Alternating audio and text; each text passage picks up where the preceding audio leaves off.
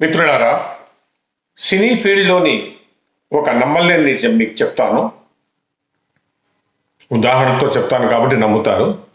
హిందీలో ప్రముఖ హీరో అనిపించుకున్న అనిల్ కపూర్ డెబ్యూ మూవీ హీరోగా మీకు తెలుసా?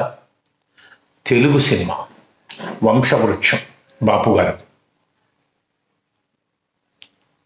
78 అనుకుంటాను. అంటే ఆయన ముందు ఒక హిందీ సినిమా చేసి అది రిలీజ్ కాలేదు, మరో చిన్న పాత్ర ఒక హిందీ సినిమాలో చిన్న పాత్ర వేసి అది కూడా పెద్ద గుర్తింపు రాలేదు.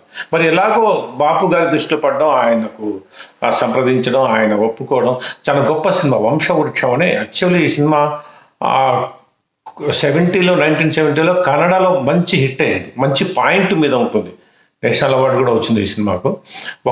ఒక వంశం ఏ రకంగా అంతరించిపోయింది అనే విషయం మీద ఈ సినిమా తీశారు.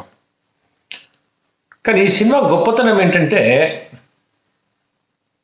కథకు చాలా ఇంపార్టెన్స్ ఉంటుంది, హీరో కొంచెం ఇంపార్టెన్స్ తగ్గుతుంది. సోమయాజులు గారు ముఖ్యంగా, బాపు గారు సోమయాజులు గారు శంకరాభరణం తర్వాత సోమయాజులు గారి మీద ముఖ్యంగా కథ అంతా ఆధారపడి ఉంటుంది. ఆయన పెద్ద ఆయన సినిమాలేమో కుర్రాడుగా అనిల్ కపూర్ చేశాడు.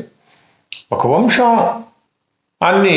వంశ నమ్మకాన్ని నిలబెట్టేదానికి ఏ రకమైన స్టెప్ తీసుకున్నారు పూర్వీకులు.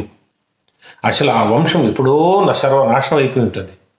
ఆ వంశం కాపాడేదానికి తీసుకున్న నిర్ణయాల సమయంలో ఒక నిజం బయటపెట్టి, ఇంకా మీరు వంశం ఉంటుంది, ఇంకెక్కడుందండి ఈ వంశం వచ్చి ఎప్పుడో నాశనం అయిందని చక్కని మెసేజ్తో అందరూ ముక్కు మీద వేలేసుకునే స్థాయిలో ఈ సినిమా ఉంటుంది. ఆ సినిమాలో అనిల్ కపూర్ ఇక్కడ రావడం, తర్వాత ఎందుకో మరి నాకు తెలీదు, ఆ తెలుగు సినిమాలో ఆయన దూరం అయిపోవడం, తర్వాత హిందీలో నిజంగా చాలా గొప్ప హీరో అయ్యాడు. ఒకనొక సందర్భంలో తేజాబు, బేటా, రామ్ లఖన్ ఇలాంటి అనేక సినిమాలు అమితాబ్ బచ్చన్కి పోటీ ఇచ్చి ఆ మంచి క్రేజ్ సంపాదించుకోవడం, నేటికి కూడా ఆయన సినీ ఫీల్డ్కు దూరం కాకుండా దొరికిన తన పాత్రను చాలా న్యాయం చేకూరుస్తూ, దాదాపు వయసు 75 దాటినా కూడా, 70లో ఉన్నా కూడా ఆయన చాలా చక్కగా నటిస్తూ గొప్ప నటుడి అనిపించుకున్నాడు. కాకపోతే మనం గర్వంగా చెప్పుకోవాల్సింది ఏంటంటే అనిల్ కపూర్ హీరోగా మొదటి సినిమా మన తెలుగు సినిమా, ఆ సినిమా పేరే వంశవృక్షం.